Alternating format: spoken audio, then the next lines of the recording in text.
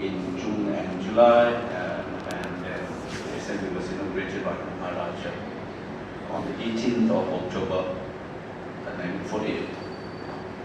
Honorable Shri Rajendra Pal Gautam, my friend, former Speaker of Manipur Legislative Assembly, Shri I.A. Monchandra, Dr. Malem and Dr. Rajesh, and ladies and gentlemen. It's a privilege to share. Actually, I was supposed to be at home today in Manipur to be part of this. There's a personal anecdote behind this event, and I'd like to share this. And I divide my lecture into four aspects or four parts. The first part I will call it the premise of today's lecture, and then the meaning of 18th October, what kind of meaning that should we have, and then I'll talk about the context of a subversion of that moment in history, and finally I'll come to what is the significance, particularly in relation to the contemporary time. In 2008, the 68th year of the Assembly was also the 58th year of Armed Forces Special Power Act, which was a very contradictory or paradoxical irony. Celebration, the 68th year of celebration of democracy, was coincided with the 58th year of a very undemocratic or rather anti-democratic piece of legislation which I refer to as legal fiction. So some of us organized it, perhaps for the first time, marking the 68th anniversary of the establishment of that assembly in 1948. And I had this fortune of meeting in flesh and blood one of the living members of that assembly then. I've interviewed him at the turn of the century. He was like a grandfather to me. He was just turning 90 years at that time when I interviewed him. His name is Monomon San. He is a member of his from the tribal community, as we call it. So I tracked him down, and he was still alive. And I invited him to be part of the meeting, which was held in Kangla Fort on the 18th of October 2008. I gave the keynote address to that. And later on, interesting, some political party have told me that they are trying to celebrate and they want me to be part of that. A former speaker, incidentally, again. And it caught up, then it became a regular feature. It was celebrated by a political party for a couple of years. I think that it fizzled out. Now, many CSO organizations have taken over this celebration. I, on my initiative, also tried to press the government to declare 18 October and celebrate it as a state holiday. I wrote an open piece as well in 2005 in Imphal Free Press, and the name of the article is called "Mr. Chief Minister, you got the date right but not the month." It was a response to Sri Gobi Singh's declaring 18 June as a state holiday, and expectedly some of the tribal bodies were up in arms and they blocked the highway for the first time. One of the longest blockade of the highway followed. So in response to that crisis, I wrote that piece in Imphal Free Press saying that the date is okay, 18 is okay, but you got the months wrong. Instead of 18 June, it should have been celebrated as 18th of October as a state holiday. There is a reason for this. I'll come to this lecture as well. Why is that? So that's the personal background to this event, how I'm attached to it and why this is important. In fact, some of us started a campaign in 2011 called People's Campaign for Research in Manipur. It was also launched deliberately on 18th of October. This campaign was started. So the premise is to talk about what is the relationship between past, history, memory, and memorialization. This is the premise that we need to understand. What is the relationship between past, history, memory, and memorialization? And the second is the meaning of the 18th October, why it is important, what does it mean. And the third, which I'll be sharing, is how that moment was subverted. What was the context of that subversion? What are its consequences? And finally, and fourth aspect I'll be talking about is the significance of why we should remember 18 October. So, the premise. What is the relationship between past, history, memory, and memorialization? Very quickly, this sounds very academic at one level. I think you will bear with me because I come from that tribe called the academics. So my language is bound to be a little different in that sense, but I don't believe that it is completely unintelligible to the masses as well. So past is a moment in time, as many historians will tell you, and history is a way of remembering and writing and discussing about that moment in time. So past is a moment in time, and history is a way of remembering and talking and writing about it. What is memory? Memory is also something to do with past, but unlike history, it is more or less seen as something that one has experienced oneself. So what is history for me may not be history for some. For example, say the 1970s uprising and the kind of armed movement that we witnessed in the later part of 70s and 80s is a part of my memory. But for my child, it is part of history. It is not going to be memory. So memory is something that one has directly encountered. Memorialization is, unlike history, it is not written and discussing but as such, but it is to commemorate, to remember and commemorate. So it has more to do with the present than the past. So that's a distinction people also make between history and memorialization. History is about past, whereas memorialization is more often than not to do with the present rather than the past. Why do we remember certain things? It has to do with the present rather than the past itself. Say for example, we have Kargil Divas. It's not so much about that event, but why do we remember it? Because we want to instill a sense of patriotism and nationalist feeling, and it helps people today. So that's memorialization has to do with the present rather than the past. But we have an interesting transaction between you and I as a person is fortunate in this manner. Various things where these past, memory, history and memorialization sort of intersect. And this intersection of these four things must be something that, illuminating for you, even if it is a personal experience that I'm going to share with you. Before sharing this, I would like also to remember a well-known remark by George Bernard Shaw, who once said, "If history repeats itself, and the unexpected always happens, how incapable must men be of learning from experience?" Unquote. And that's very important, particularly for my society, which seems to be taken aback by what has happened recently, or what has been happening. And we start saying, they have planned everything and so on and so forth. But if you really look at these issues, there are telling signs of what's ailing the society, the state, is there. So I'm going to narrate about this in terms of two experiences that I had, which is where the past, present, and the future all get intersected. First is what I wrote on 22nd August 2015, that is 8 years ago, on my social media site. On my social media account, I wrote something, a series of posts that I wrote. You will remember that July and August of 2015, in the same place, which is the epicenter of today's unfortunate event in Manipur, Churachampur was burning. Then also, in response to a 3 legislation that the Manipur Assembly adopted. In response to those 3 bills, there was a huge uprising in Churachampur and 9 people died in the process.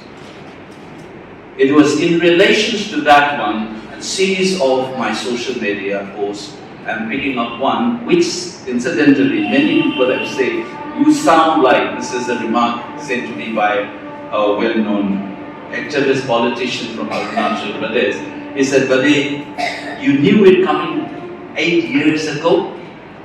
What she was saying is that it's if I have sensed that this is going to happen. What happened in May till today, in 2023, it seems that I have already forecasted that this might happen. And that is the post which I would like to share with you. This is what I wrote on my Facebook. To those who talk of coexistence and so years of history and civilizations, quite obviously referring to very familiar statement that maintains often made. The provocation that you might think is unbearable is just the tip of the iceberg. Get ready for the worst. It is a taste of your political maturity and strength. If one had been reading the development of the last few years, particularly the last decade, that means from 2005 onwards, that's the time when you have the Sioux agreement crisis happening. So I said that on 22nd August 2015 on my Facebook, and I said, if one had been reading the development over the last few years, particularly the last decade, you will see the episodes and the patterns and the context. Or that someone is for you to snap, your capacity to control and not respond, is to snap and create what some people wanted to happen. Once a conflict of that kind involving violence between communities happened, it sets up a new context and situation from which returning would be altogether a different challenge. And I continue to write, it is not easy to mend relations after a whole lot of rioting and displacement of population have taken place. And as that couplet goes, then I quote a very familiar Urdu couplet, and I said, Rahiman dhaga prem ka mat joro chitkaye, tute se fir na jure, jure to kaan par jaye. Rahim says, do not break this or snap the thread of love. Once it is broken, it will not join, even if it joins to guarantee a sign of a note. This is what I wrote on 22nd, 2015. So did I mean that something is going to happen in the future? The displacement of populations, communities, fighting, and this patience that those days I keep on hearing people say it is too much of a provocation. That's why I said what you are calling unbearable provocation then in 2015 was just the tip of the iceberg. That was what I wrote. Is this memory or will it become part of history? That is what interestingly for academics to discuss. What is history? How do we know the past? How do we engage? I said for the last 10 years, then I was saying, if you have been observing and analyzing the episodes and the context and the developments for 10 years, which is hinting it from 2005, which is the year when the crisis happened about the Sioux. I remember 7th Battalion of Manipur Rifle was sent to Moray and so on, how these things was developed. And it culminated in 2008 as a formal agreement. Those developments, I was sitting in Delhi and not in touch with, within quote, the ground reality. But how did I sense this thing? Is that what the historians or social science students do? What they do, does it have anything to do with the so-called reality on the ground? That's something that we must think. But that is what I wrote. That was one moment that we can raise the question about relationship between memory, which is of a personal kind, and historical things, and memorialization and so on. But again, I said it, before 2015, or 2004 to 5, I have tried my best to make 18 October the state holiday, for a reason you will get to know in this lecture as well. Now the second episode that I want to relate is, I'm going to read it out, something that I wrote in an article as well, about my encounter with Mr. Monomon-san, who was turning 90 years. He was the only then surviving member of the Assembly of 1948. Perhaps I must be the only one who has a video recording of an interview with a living man of that assembly. I have still a small occasion. I hope I can do it. There are other things, but let's see. So I was writing my encounter. I still remember. It was the second or the third meeting when I was recording this. I remember how I looked, the crimson sky, the evening picture, the valley down, which I can see from his courtyard as I sit and talk to him, recording on a video. So I wrote, this is another thing that I'm going to go from one of my articles. Sitting in front of his house in the Picturesque Hill, with the green valley down there at the distance, and the blue sky promising to turn crimson in the horizon as a backdrop, late N.T. Monomonsang took a journey back to a poignant moment in the history of the state. Tiang Kham speaker oire, Major Kathing se Akoijam Party Man Hill Minister oire, Aduga Arambam Kana Atei Mete Kershu Minister oire. Unquote. This is a line that I use in my first film, for which I've interviewed him. And translation goes what he said, which is a remarkable statement that I have ever heard. And as a student of social science, I try to decipher what does it mean, and I'll share with you today as well. He said, Tiang Kham was the speaker, and Major Kathing was a member of our party. He was the minister in charge of hills, and there were some Arambam and some Meiteis who were also ministers, unquote. He started off when I asked about the Assembly of 1948. Mr. Monsang was responding to my query on that short-lived assembly.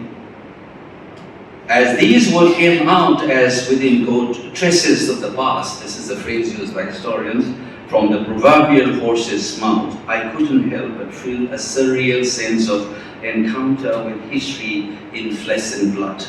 After all, it was a meeting with a man then turning 90 years of age, who was a member of the much talked about assembly, the first of its kind in this part of the world, constituted through an election based on the universal adult franchise under the Manipur Constitution Act of 1947. As I listened to him, my thoughts veered off to imagine, among others, a much younger Mr. Monsang, sitting amongst other members of that assembly, listening to the Maharaja's inaugural speech on 18 October 1948. And with his soft voice, almost coming to me as a reverberating echo from a bygone era, the wrinkles on his face were suffused with the past that lives in the present. Indeed, nothing registered this fact so profoundly that what he said next to me. He said, and I quote again, Adu sakmai munna khangadrinaida assembly do kaikrabanine tha taramatoi khak chatlamnaga. Translation. But even before we get to know each other well, the assembly was dissolved after it reigned for 11 months only. Unquote. Just as in psychology, an analysand's resistance would register on the analyst's free-floating attention during a psychoanalytical session, this remark struck me as I interviewed for my film called Akoijam, which was released in Mumbai World Social Forum in 2004. In fact, like what happened when an ethnographer goes through his or her field notes, or a clinician reflects on the notes taken during a therapeutic or counseling session, the full significance of this remark began to get unfolded in all its richness as I went through the recordings of the interview on the editing table. As his words, before we got to know each other, assembly, literally meaning it was broken, in 11 months, began to acquire meanings and significance to understand the impacts of that moment in the body politics of Manipur today. Particularly the split psyche of a fragmented self and the inability to function with the sense and sensibility of modern ethos and democratic norms. This is what I sense. It's very significant when he says, even we didn't get to know each other, the members. The assembly was broken. This is the metaphor and implication that richness of this moment is what I shall share in the section on the subversive.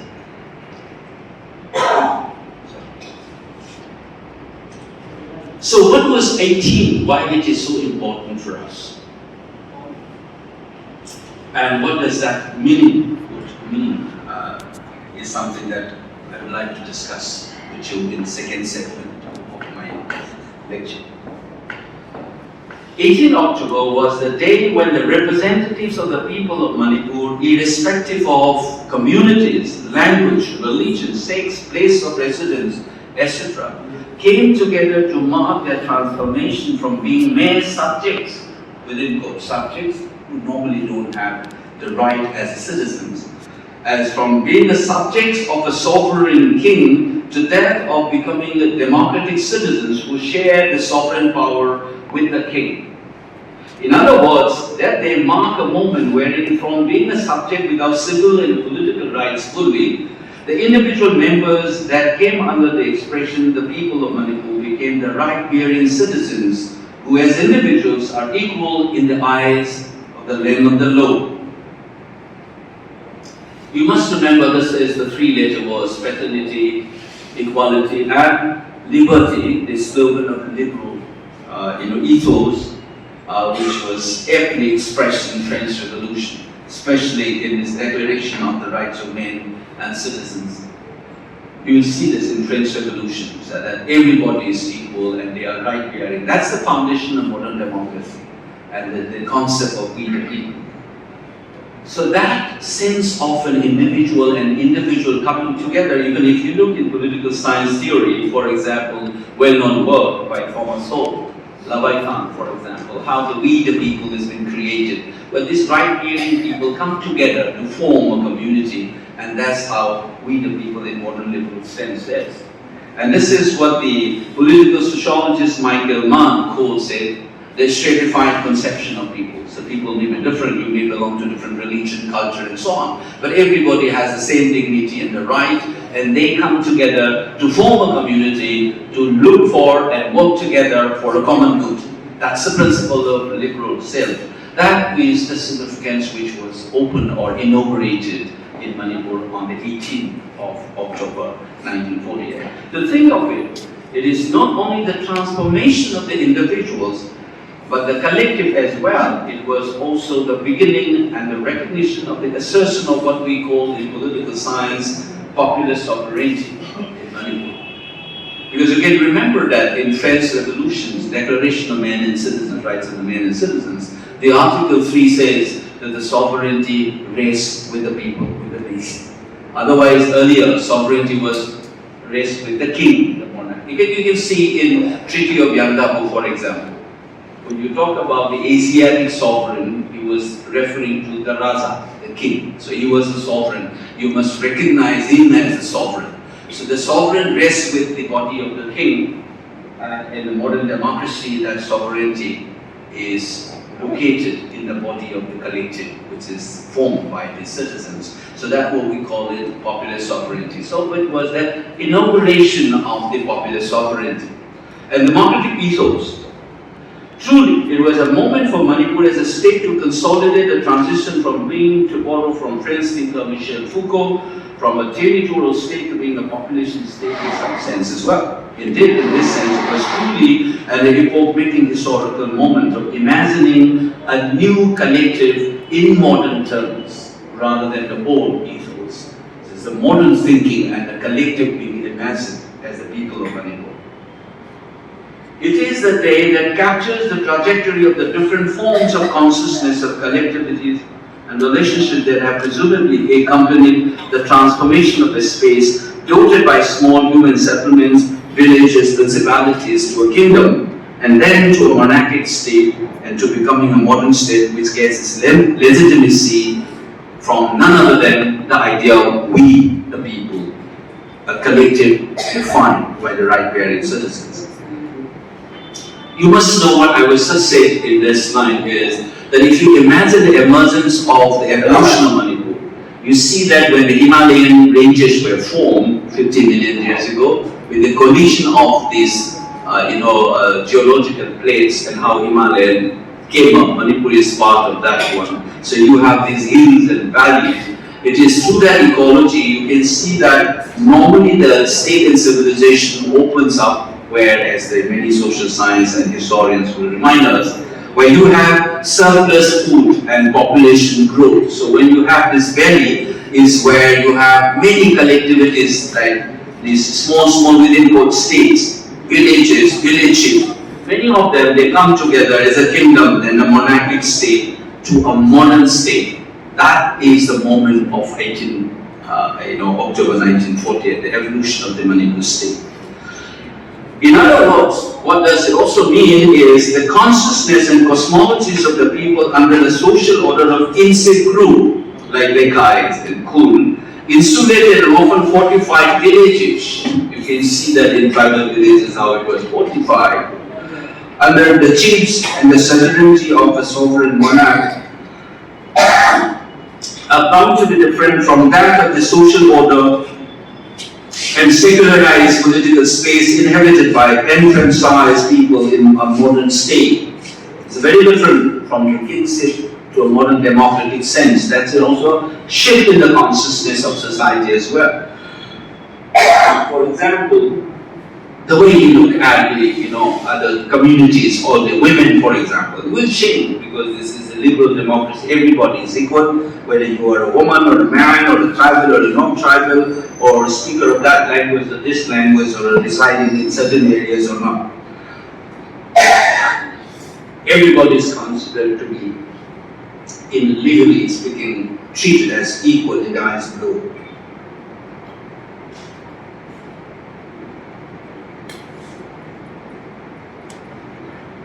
So you can sense that, therefore, the nature of the hierarchy of loyalty that people have, think about it today as well, is supposed to change. How it is supposed to change? But think of this one. Say Manipur as an integrated whole marked by a hierarchy of loyalty with the king at the top and his officers, and the village chiefs and Sage below cannot be the same under a democratic and republican order inhabited by equal, at least in principle, individual citizens. That's a form of loyalty, but we might still find that we still have a notion of a king. We used to say Mapi, Mapa, and Angam Akau, Our mind is still in that form, though it completely is not modern in our sense and sensibility, but nonetheless, it is there among us. And it was inaugurated, it is no longer the same as the old times. So that is a significance. So you can see what 18 October means. So in short, what it means is not simply the formation of an assembly, but it is the shift in the notion of sovereign power from the sovereign king, the sovereignty resting with the king, to the sovereignty resting with the people. Along with that, the notion of everybody as a right-bearing member, and as a community is a collection of these right-bearing citizens who willfully come together to form the community to find a common good and then create a justice for everybody. And second, it also accompanied with certain societal changes. You have the king, then there is ministers in the konung or the palace. Then the village chiefs and the Sadai Ahals and that hierarchy, the patriarch in the family, that kind of a societal order is changed because everybody is equal in other words.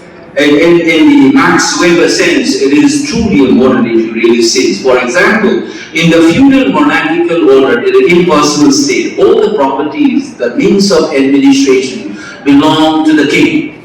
So the weapons, the horses, the elephants, everything is owned by the king. When the king is destroyed, the kingdom goes.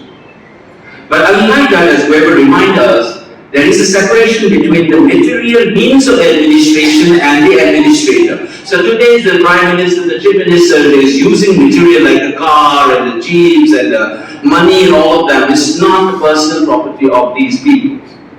So there is a separation between the material means of administration and administrator. So that is what the democracy would mean. In fact, if you read the speech by Maharaja Bodhichandra, which is available both in the English and in Meitei law, you can take a little liberty to translate yourself as well to compare these two texts. It might help. He says that I am no longer the person with that sovereign power. I am headed over to the. In fact, he says much before this assembly, people did not know that I have already handed over my power to the council. He said it on the floor of the house as he inaugurates that assembly. And this is the same argument that the Maharaja will be putting forth towards the Indian officers who detained him in Shillong in 1949 from September 18 to 21. And he said that I can't sign this merger agreement because I'm only a constitutional monarch. I don't have the power. Let me go back to Imphal and consult my government and the assembly. Even he says that they might be willing to do this, but let me go back. But there is a dictum given that he should not be allowed to go to Imphal before signing this merger agreement and so on. That's the history part of that one. I'll get back to it when they come to the suburbs and a little bit of that. So you can see that there's a shift in the notion of sovereignty and our loyalty and the value and belief system of the society. So it is a marked moment moving towards more progressive, right-based discourses to define our life and what is good and what is bad. So the third section is the context. What was that assembly would mean? And today we are part of the Republic of India, and you need to understand there's a two contexts to this one. And this is the third segment that I'm speaking of my lecture. You must know this one. There's a context which are again split into two parts. One is an external context and there is an internal context to this situation. What was it? The external context, you need to know a little bit about how the politics were churning in South Asia and Southeast Asia. Then you will get to sense where Manipur is located and how that dynamics. To remember first, Manipur has been an old kingdom, everybody knows. So the power at Kangla became powerful and he subjugated lots of other villages and expanded. It reigned, his influences reigned all the way to the Myanmar, contemporary Myanmar. To this side, we'll go to the Sylhet areas in Bangladesh, and the northern side it goes even up to Sibsagar and so on. So it was one of the power centers as a kingdom. But it will find itself in a particular journey. So I'll just cut a long story short briefly so that you also sense the evolution of politics in South Asia, which later on will give rise to India and Pakistan as well. So we can divide this story in two senses. First is to realize that although Manipur has been there as an old kingdom like this, the power dynamics started changing in mid-18th century. So in 1752, one warlord called Alukpaya established a dynasty which later on became a big empire to rule Burma, now called Myanmar. So it began, he took charge in 1752, please mark this date, 1752. On the other hand, the British, who came to this part of the world to do business by taking permission from the rulers in India, became a military and political power, and that event assertion came in 1757, 5 years after Alukpaya took over in Burma. What is this 1757? It's the Battle of Plassey, where the East India Company for the first time became a ruler of an area in South Asia. Before that, they were doing business. So you can see that this British political power ruler and then Burma under Alukpaya, they grow steadily.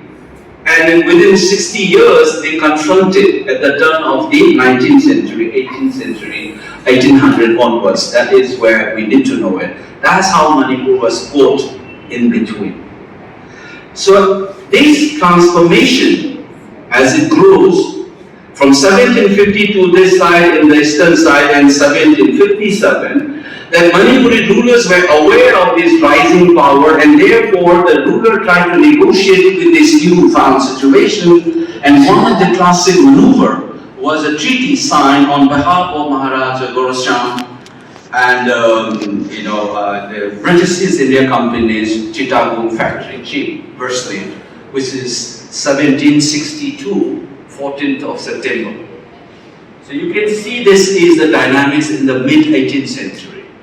This dynamics Manipur was aware of it. Interestingly, Alufaya, it is said by the Burmese historians that at the age of 9 he saw how the Manipuris have raided his village and ransacked them. So he thought that first task in his agenda is to punish Manipur once he took over. So he unified the southern Burma in 1756-57, and the first task after that he handed over the power to look after the southern Burma, which is about Yangon and all this area, and he came to Manipur to punish.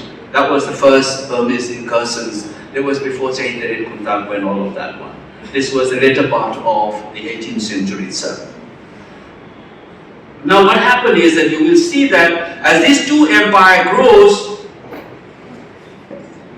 they are bound to confront. And that confrontation started with what is called the First Anglo-Burmese War, 1824 and 1826.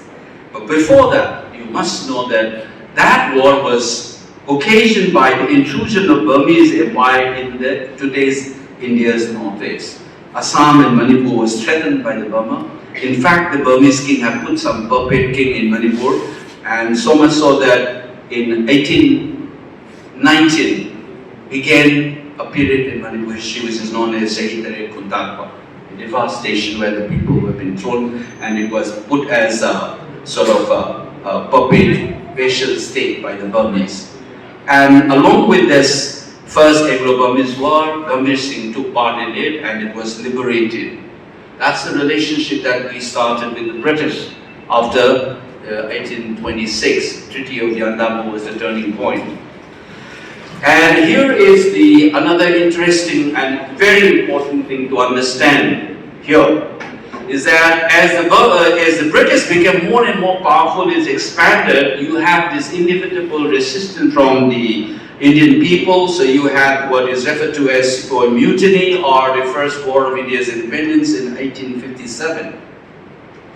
So from 1757 to exactly 100 years, that particular ruler confronted with the resistance movement in this, and that is what the First War of Independence says.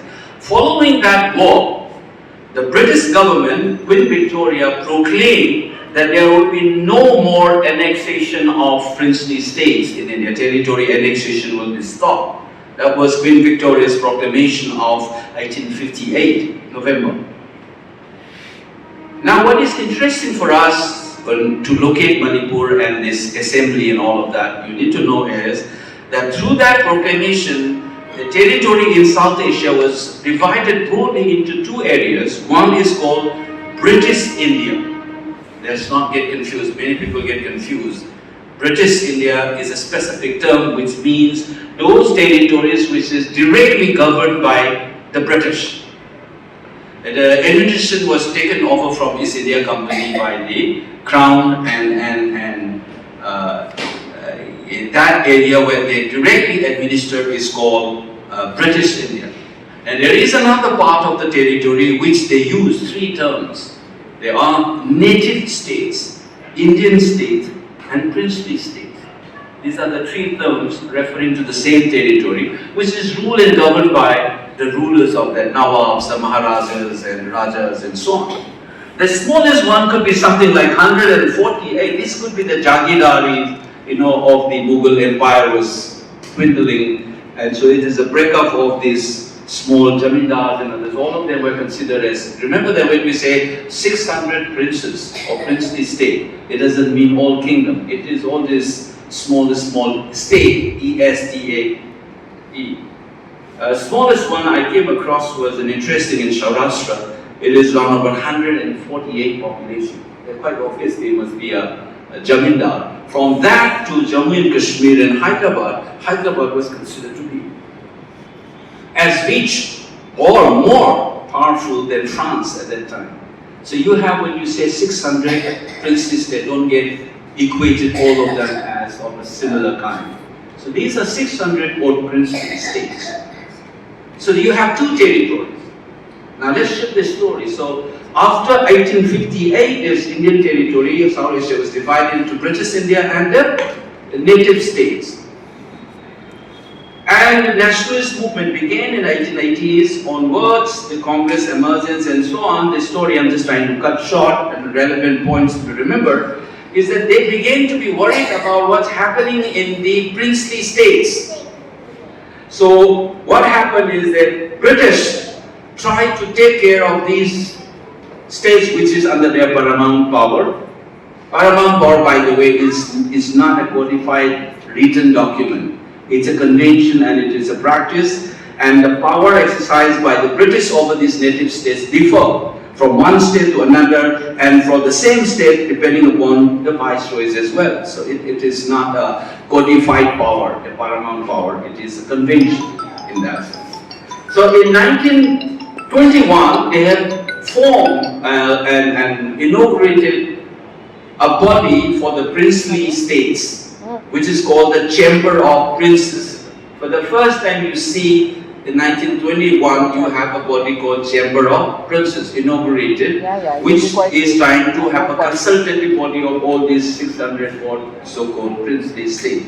By the way, they call it princely state for one reason, because they can have only one king, the King of England. The rest can only be princes, the smaller one. So even when New Delhi was inaugurated, you must remember there's the Rashtrapati Bhavan. It is almost like a special rearrangement of a boardroom. So the king sits on the elevated, then you have a long board, then you have the circle of these princes. This is what we have India get today. Patiala House, Dholpur House, Hyderabad House. So there's a physical representation of the new power structure introduced in an architectural sense in the Indian town planning. Now, so what is the story? So there's two areas, but they started forming a group, a body for the princely state called Chamber of Princes. Manipur was member of that one. We must mark first here.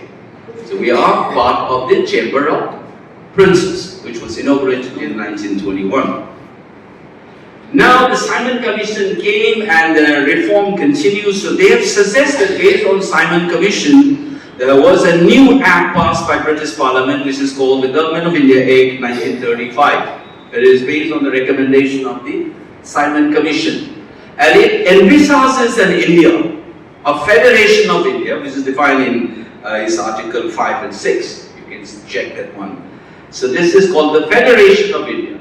So the Government of India Act 1935 envisages a federation, unifying what was divided early as British India and the native state. And both of them were brought together under this act to form what is called the Federation of India. Now the negotiation happened in round table conferences. You must be remembering the Naked Fakir and all those Gandhi's stories going there to talk about it. But the Chamber of Princes were a little worried about this new scheme, so they were asking what would be our place in this new federation? What is our right? Will we lose our right and so on, our autonomy and so on?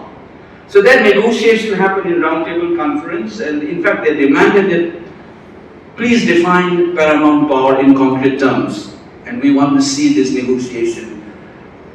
But the negotiation collapsed. So what happened? Even though the Government of India Act 1935 envisages the federation, the Chamber of Princes, or that means the native states, refused to join that federation.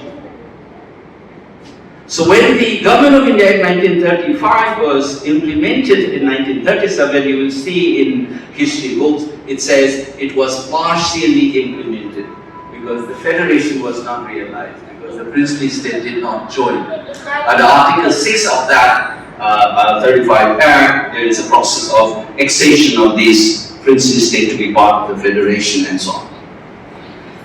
Then we cut the story shorter again. Then what happened is, then the Second World War came, the Quit India movement, all of them. Then suddenly you have this Indian Independence Act coming up. So people were worried about what happened to these princely states. The idea was to form two dominions. Let's remember the word used is two dominions, dominion of Pakistan and dominion of India. So in the Indian Independence Act was practically reflecting the political complications. British chose not to mention anything about this princely state joining this new India. Instead, it was a political statement by Lord Mountbatten in the last session, which was held in July 1947 of the Chamber of Princes. He asked the princely states to join either of the two dominions. So that was a political advice rather than a legally codified structure, because the government of the Indian Independence Act was silent on whether they should or should not join the dominion. It was left unsaid. But interestingly, there is a curious line where in case anyone wants to join, then there is a provision for that as well. But it was not envisaged that they should or should not join, legally speaking, in that act. So what happened is, a very smart bureaucrat called V.P. Menon schemed through an idea and using the Government of India Act, the Independence Act, which envisages the Government of India in 1935 as the legal instrument to govern India till another constitution was formed, and they have the right to modify, and the Constituent Assembly was converted into a legislature to govern India.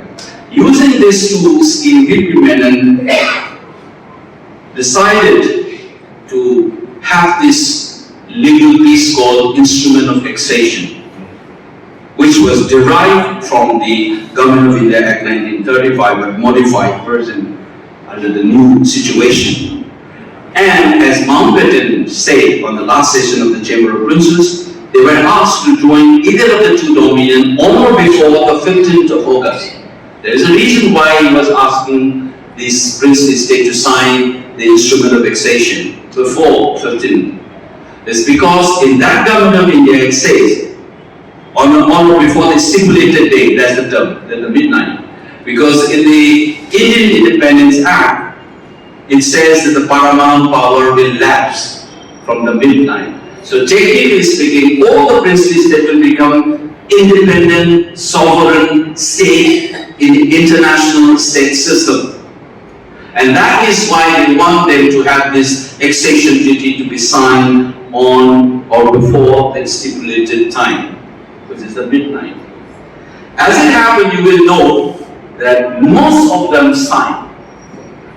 Manipur was one of them.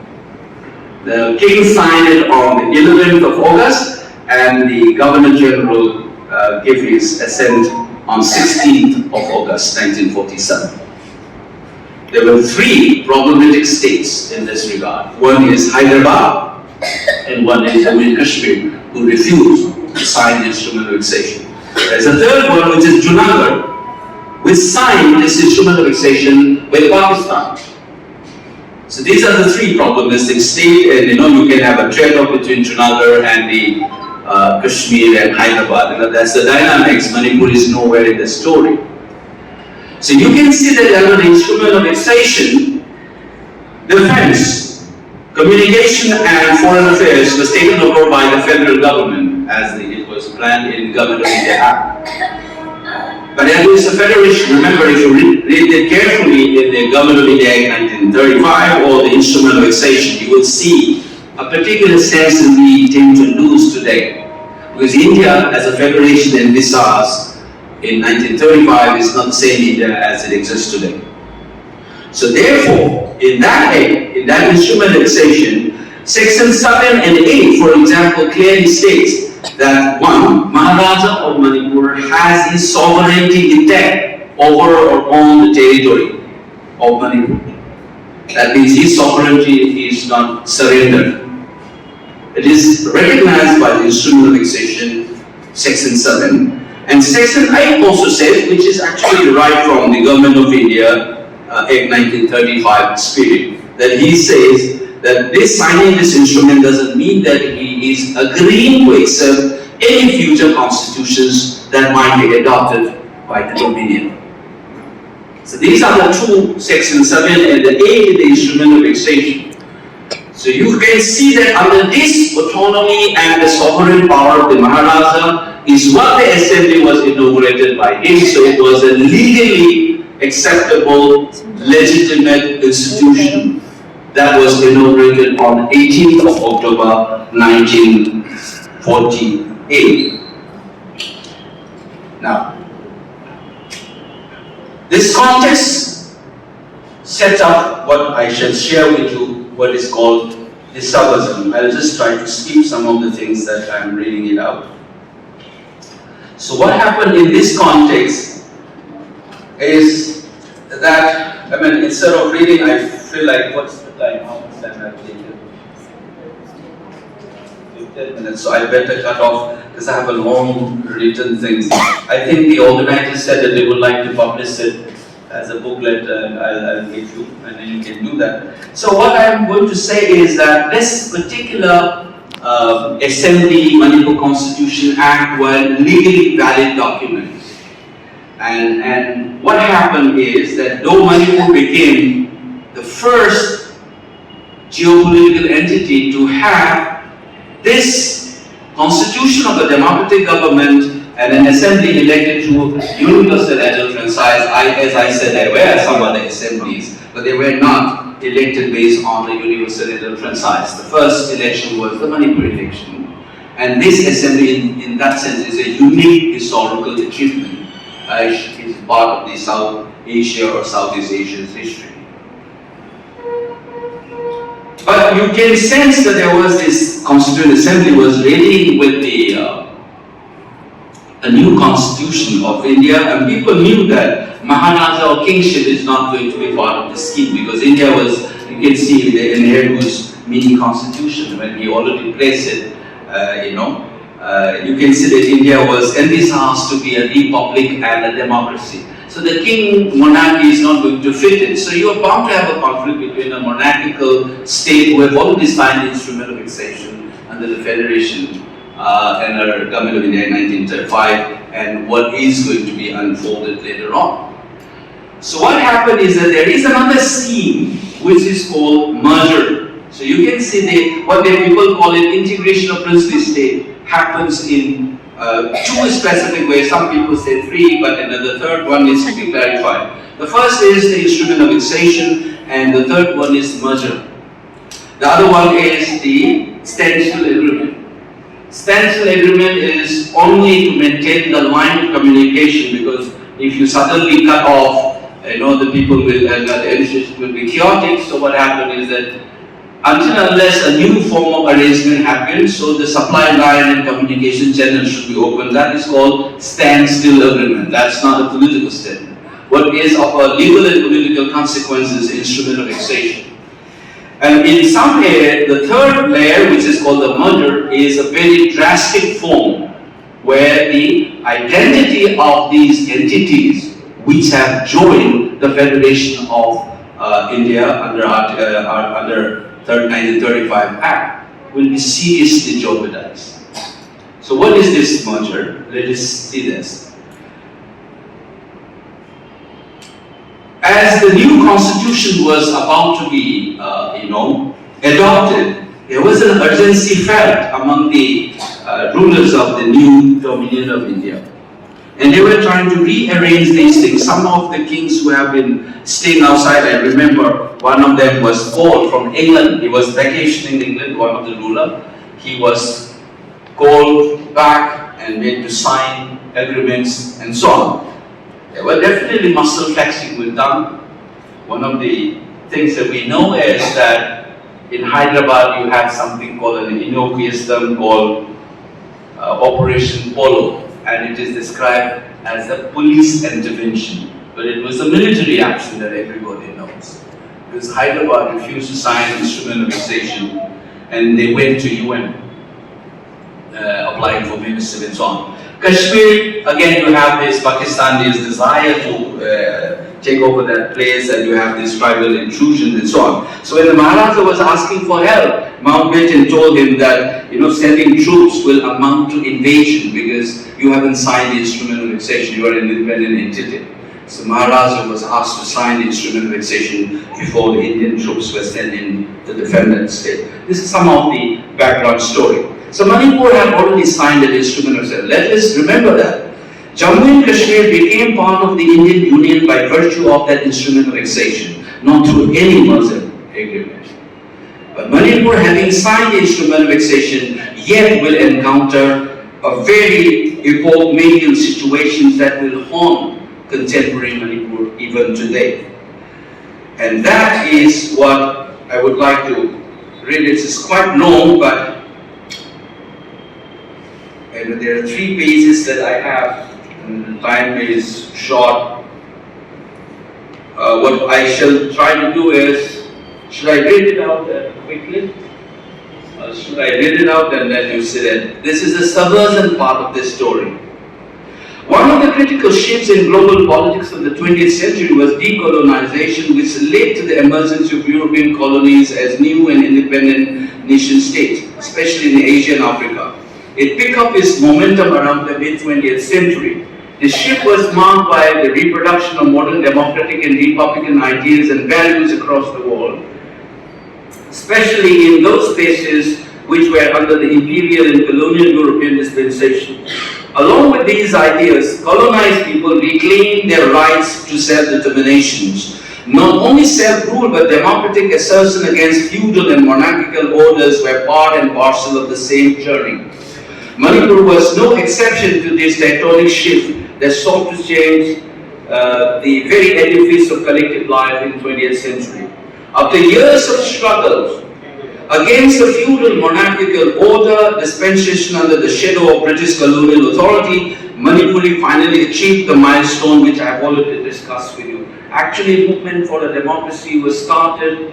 It flagged off open. It came out in the open in 1938 through a resolution taken by what they called Nikhil Manipuri Hindu Mahasabha, the Chinga station. In one of the resolutions, it was against this dual administration being introduced by the British, one for the hill and one of the valley. Resolution number 10 of the Chinga session said it must be done away with because for economic development of hills and valley, this dual administration must be done away with was one of the resolution. Another resolution which alerted the British and the Manipuri dispensation, the Maharaja, was demand for a responsible government, and as well as terming Rani Gandhilu as a political prisoner and asking for her unconditional release. That was a political decision taken by Nikhil Hindu Manipuri Mahasabha. Remember that in that session, they also dropped from the organization's name the word Hindu. So from Nikhil Manipuri Hindu Mahasabha, it became Nikhil Manipuri Mahasabha. So that is the first assertion of a democratic idea. So it culminated that you have 1939 Nupilal confrontation. Iragod was a very active member of that one. So this journey took 10 years when the assembly culminated into that. Maharaja was forced, rather succumbed to grant this new development. And he did make a point of this when he spoke on the 18th October. He says that for republican and democratic revolution is always done through bloodshed in the world history. In Manipur, we didn't have the bloodshed because I myself is giving this sort of thing. He said in his speech on 18 October. That was an interesting remark.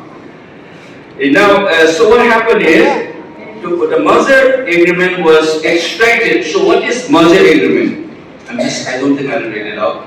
I just cut short. What the merger agreement was extracted from Maharaja. He was called to Shillong, I've already told you, and he landed up there on 18 say.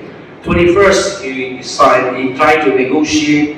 He says that I want to go back and discuss with my government. But the government of India says nothing going on there, down and so on. But there's a very, very disturbing things which have angered a lot of young youths in Manipur in 1970s. When the book came out called Enchanted Frontier, written by Nari Rustamji, who was an official involved in this entire episode, he said that when he went to Vallabhbhai Patel and asked that Maharaja is wavering, he is refusing to, in fact he is very aggressive, he is threatening to go back. So Sri Prakasa actually wrote to Delhi saying that under rule number 3, you give us the order to detain him using whatever military forces is required.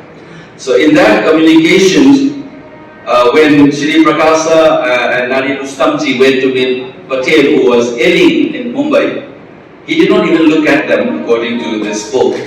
He just said it without looking at them. He says, don't you have a brigadier in Shillong? You know, the indication that he said, Nadi Rustamji said, we know what to do. So you can see that, you know, that Maharaja was called to Shillong, he was detained. And this episode is one of the crucial moments that still lives in the present. That was what I was saying at the beginning when I was talking about Monomo-san. I was encountering a past which also lives in the present. Because that merger has something to do with not only the fractured nature of Manipur politics and much of the armed movement, political movement that Manipur has witnessed. B. Roy Bowman, an expert, an anthropologist, once termed this moment as the manner in which it was done is less than desirable. But that's not the way a democratic country should have negotiated, especially given that they've already signed the instrument of annexation. That muscle flexion should have been avoided. So he calls it less than desirable. Otherwise, Professor Elsananda Ojasana Jawa would say it was done under duress. So Dr.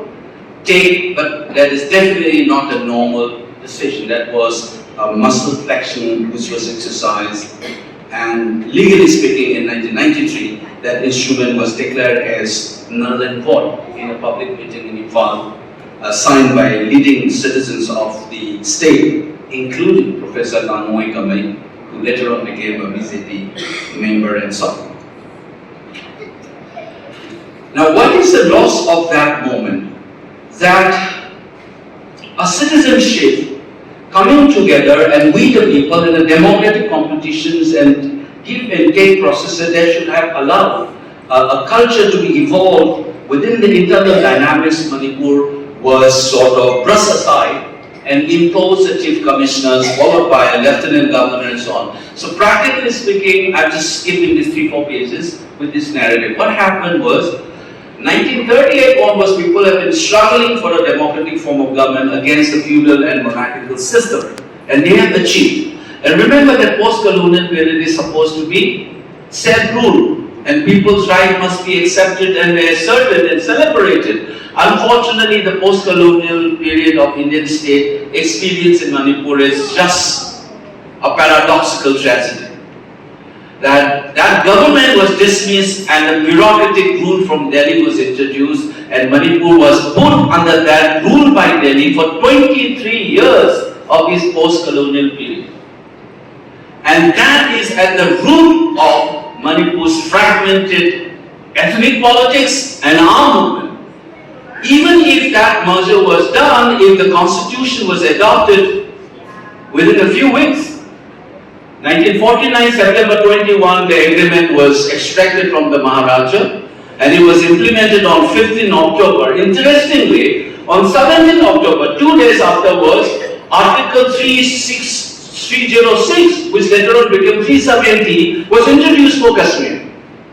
When you deny that Manipur's thing and took over Manipur on 15th of October, and 2 days later in the Constituent Assembly a special provision was inserted for Jammu and Kashmir. The irony of that one.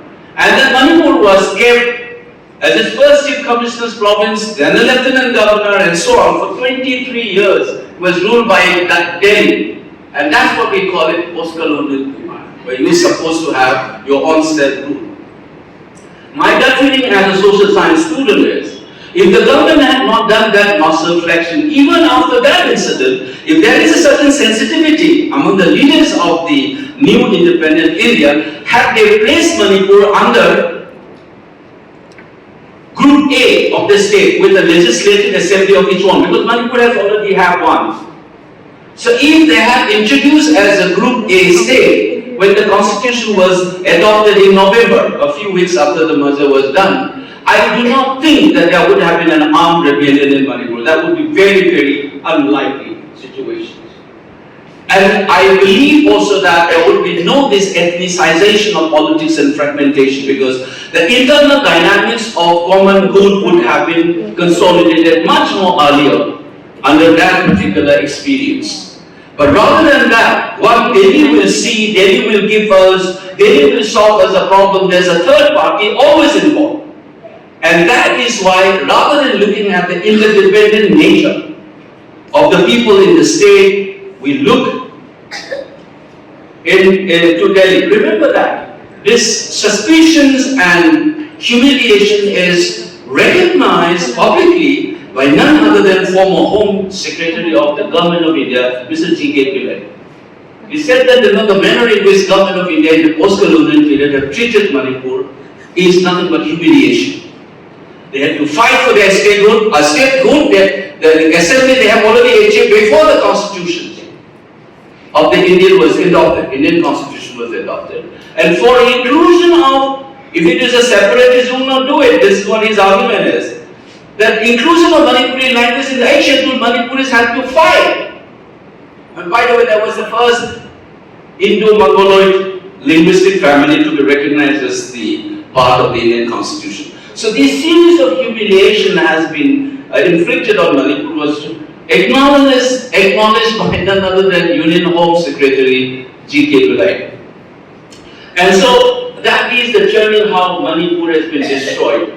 And this mistrust, remember that I know there is histories about how people have talked about, what is the relationship between the pan-Indian nationalism and Manipur nationalism, what is the nature of India of 1940s and contemporary India is completely different. That's why I was reminding you that the merger agreement, if you really look at the legal validity, it is already declared as null and void by a conference here. And this is a very, very prescient argument and a very, very, very, what should I say, persuasive arguments that some people put, especially Professor Sanat Jauba is very vocal about his position. So, what is the purpose for remembering this? We need to know that some people will think that remembering 18 October is again the separatist tendency and so on, without realizing the historical context of what was India then and now, and what was the internal dynamics. Remember that when the Nikhil Manipuri Hindu Mahasabha was inaugurated in its first session, there was an opening song, and one of the lines in that song goes like this. It says, Bharat ki mamo Asami nuja Akoijam Musibi Bande Manipur Matram. It says, the daughter of Bharat, the nubile of Assam, my beloved mother, hail to Mother Manipur. So this regional, you call it today, but a nationalist imagination, and many of these entities comes together to form this country, is something that one must appreciate. Manipur was not created by the Indian state, is something that we must remember. It is acknowledged, not by me, by the Constitution of India itself. Because in the Schedule 1 of the Indian Constitution, the one we have today, in Schedule 1, entry number 19, Manipur is defined as Manipur, and is defined the territory which was administered as if it were the Chief Commissioner's province before the commencement of this constitution under the name Manipur. So meaning that Constitution of India is saying that Manipur existed as a geopolitical entity before the commencement of the constitution itself. And what is this Chief Commissioner's province? It was 15 October 1949. As an implementation of that merger agreement, the Chief Commissioners was appointed under Act of 1935, whoever is signed first like this was put as a Chief Commissioner's province. That was what became Part C group in the new constitution. Chief Commissioner's province. Delhi was one of them, by the way, and is still struggling to have a government of its own. You can see that. So the historical context of how this country comes into being and the kind of various forces that was operating must be recognized as genuinely as possible. Remember also one interesting fact that we must not forget. Once the Manipuris lost his own assembly, which they achieved after struggling against the feudal and colonial and monarchical structure, which was dismissed unceremoniously following this merger agreement and put under direct Delhi's rule for 23 years. And people of Manipur were wearing Gandhi topis, doing satyagraha, submitting memorandums, demanding what they call it restoration of democracy. That means restoration of an assembly. They've been doing that. And they said that you are too small, this is unviable, this has been the excuse of Delhi all along. But suddenly, in response to the Naga nationalist movement, which became violent, they were trying to struggle to control it and so on. So they think that creating a state for the Nagas will solve the problems, at least begin the process. So they created Nagaland out of the then Naga Hill district of Assam, combining with the Twinsang regions of the then Nepal, which is the northeastern frontier agency, and inaugurated a state called Nagaland right in the next door of Manipur, where Manipur was denied. And interestingly and incidentally, you see that 1963, that particular state was inaugurated in trying to control the armed movement there by the government of India. Next year, the educated youth form a group, a political group called United National Liberation Front, demanding sovereign state, what they call it, restoration of lost sovereignty. That armed movement began in that fashion has something to do with the manner in which the government of India has done. So in conclusion, last part, the significance of remembering is twofold for us. One thing is that in such a small and historically evolved state, an ethno-tribal exclusivity or ethno-nationalist project with its exclusivist sectarian interests cannot be the basis for demanding political rights. In a country like India, which is multicultural, forming community-specific, culture-specific ghettos is against the very spirit of this country. And that is the liberal spirit that Manipur itself had already experienced. As people having rights, different communities coming together and celebrating a modern way of life was imagined and practiced, even though shortly for 11 months. Now today when we remember, it has twofold for us. That one must go beyond our ethnocentric ideas and sectarian interests and demands. One must be able to think about the civic and the common good for the people. And that particular liberal spirit is what remembering 18 October signifies for me. That we the people, which is the basis of justification for the political entity called Manipur, must be revived and should not be based on ethnic or ethnocentric ideas. It is in this sense that I have said the Meiteis also have to reinvent themselves. They cannot continue to suffer as some people tend to do from what I have been calling imperial nostalgia. One must move beyond that. Similarly, the exclusivist, ethnocentric, tribal exclusivism must not be encouraged. We must try to have a civic, liberal conceptions where every individual and every community can live with dignity and well-being. And any injustice in that process must be lawfully and institutionally handled rather than taking law into one's own hands. And that must be the spirit and celebration of democracy, and the unity of the people implicated in it is what we are memorializing 18 October as an important day. Last but not the least, coming to the present crisis, as I've started with that, you can see that there is an ethnocentric exclusivism which doesn't sync with the ethos of this country as a liberal democracy. Decentralization and participatory democracy is good and we must encourage that. It is good for effective delivery of goods and services and enabling people's participation in the manner in which they are being governed. There is no issue on this line. However, such decentralizations in the name of ethno-tribal exclusivism must not be encouraged, especially when violence has been used as a means to an end, then one must not encourage all the more. Remember that the Meiteis particularly have felt humiliated because you encourage violence and create a state, you deny an assembly which they have already. And today, because there was violence, and if you succumb to pressure of this violence, Indian state is only encouraging violence as a means of running society and polity rather than democratic ideals that was exemplified by 18th October 1948 moment in Nepal. Thank you.